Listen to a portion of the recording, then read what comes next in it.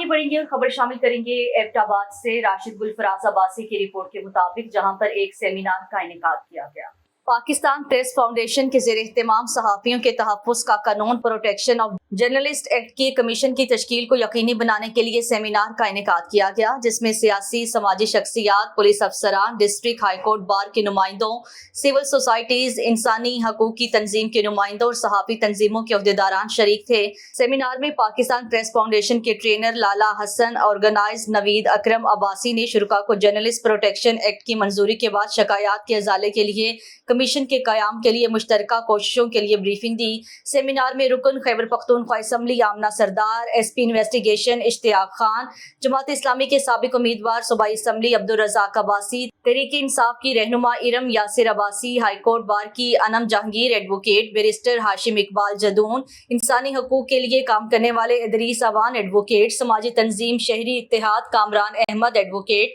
सदर Abbottabad press club Mohammad Shahid Chaudhry, general secretary Sardar Shafiq Ahmed, general secretary AUG Atif Qayyum, senior सहाफ़ी Sardar Naveed Alam, Mohammad Aamir Shahzad Jadoon, Tahir Mahmood Awan, COMSATS university Abbottabad campus की तालिबात नीलोफर शौकत सुंदस ने इजहार ख्याल किया। इस मौका पर जर्नलिस्ट प्रोटेक्शन एक्ट 2021 पर तफसीली गुफ्तगू की गई और शिकायत के अजाले के लिए कमीशन के क़याम के लिए कानूनी जिद्दोजहद और तहरीक के आगाज के लिए भी तजवीज़ दी गई।